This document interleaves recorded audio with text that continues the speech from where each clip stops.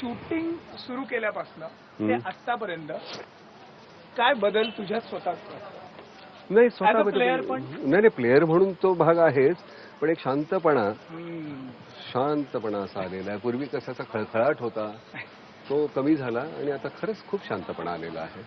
आणि मला असं वाटतं की तो प्रत्येक तुमचा खेळातला ॲटिट्यूड आहे तो तुमच्या वागण्यामध्ये रिफ्लेक्ट होतच असतो ना. तो परावर्तित होत नसेल तर काय अर्थ आहे.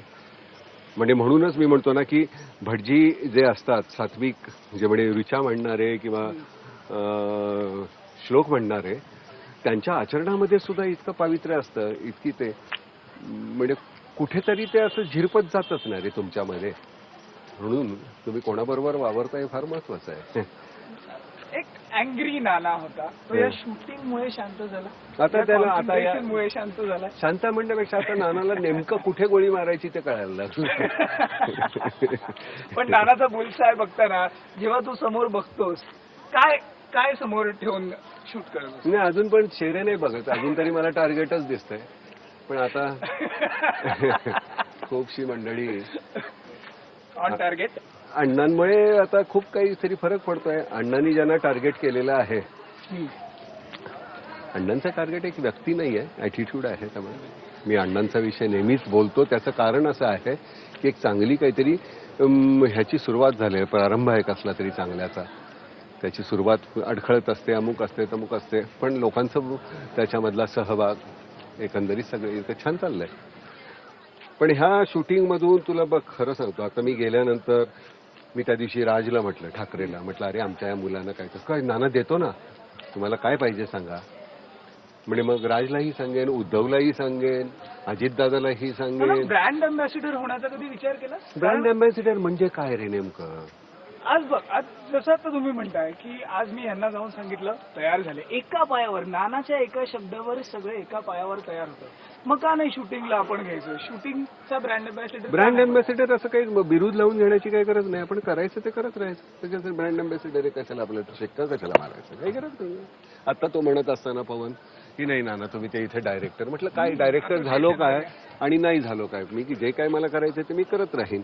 आणि हे करतोय मी उपकार करत नाही, मला आवडतंय म्हणून मी करतोय. मला नसतं आवडतं तर मी नसतं केलं. पण छान मजा वाटते, चांगलं करतायत हे.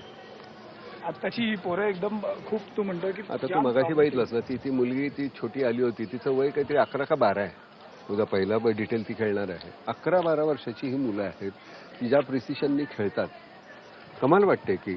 आणि ते काय मोल्ड करण्याचं वय आहे, त्यांना तुम्ही छान घडू शकता. कोच आमचे छान आहेत. आता आमचा नवीन जो कोच आहे आता गन फॉर ग्लोरीला, स्टॅनिस्लाव म्हणून जो आहे स्टार्स, तो एक अप्रतिम छान करतोय. तो अगदी सगळ्या तुमच्या बेसिक तुमच्या कशा आहेत शरीरामध्ये, तुमच्या म्हणजे एक सरसकट एक पद्धत असते तसं नाही आहे की तुम्ही कसे करताय, तुमच्या शरीराला कसं. आता हा जर करत असताना ह्याच्या शरीराला, तो आता शरीराने मोठा बोजा आहे, तर त्याच्या पद्धतीनं मग त्याला हे करणार, त्याला ह्याच्या त्याच्या पद्धतीनं. तुमची शरीरयष्टी आहे त्याच्या पद्धतीनं तो तुम्हाला ती पोझिशन देऊन.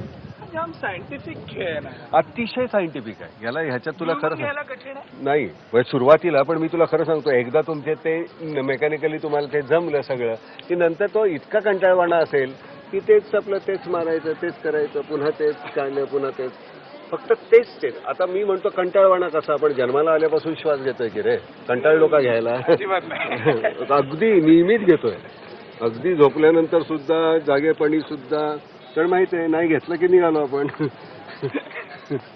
मृदुंग वाजायला सुरुवात होणार.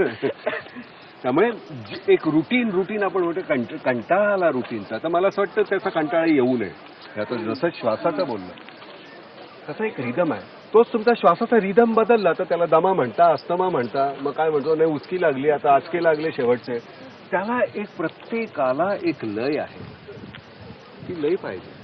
तर ह्या खेळाला, कुठल्याही खेळाला बघ, मग तो गॉल्फ असेल, तुमचं क्रिकेट असेल, सगळ्याला एक लय आहे.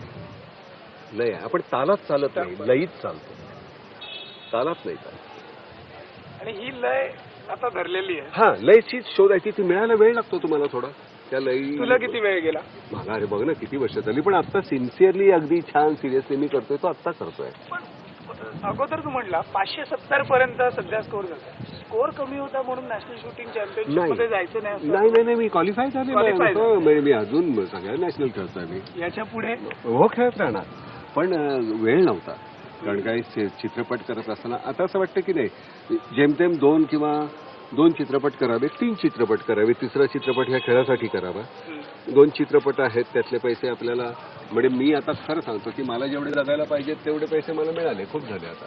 त्याच्यानंतर काही आता फारसं काही नवीन करायला पाहिजे असं वाटत नाही.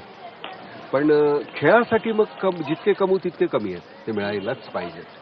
कारण मग हे देता येतील. आता ह्या मुलांना तुला बघ ना, तू आता किती मुलं आहेत. आपण जाऊया आज जरा, असेच जाऊ दे, तुम्ही फॉलो कर. तिथे तू बघ ना, ती पोरं सगळी ती सकाळी आलेले. बरं आता गंमत अशी आहे की दिवसाचे तास तेवढेच आहेत, बरोबर, पण त्या तासांमध्ये त्या प्रत्येकाला, आणि की आमच्या 80 लेन आहेत, 80 लेनमध्ये आता आपली महाराष्ट्राच्या भारताची जेवढी स्टेट्स आहेत तिथून सगळेजण आलेले आहेत. आणि त्या सगळ्यांना ते अकोमोडेट करायचं. त्यामुळे महाराष्ट्राला 5 लेन, महाराष्ट्राचे किती 25 शूटर आहेत का 50 शूटर आहेत का, 5 लेनमध्ये तू आता डिवाईड कर, 5 तास. म्हणजे जर 50 शूटर असतील तर 50 जणांना त्या याच्यामध्ये अकोमोडेट करायचं. मग ते त्यांचं संपलं, ह्या ती सगळी पोरं आराम करतात, ती दुसरी बाकीची आतमध्ये जात आहेत, तिकडची तीही करत राहणार.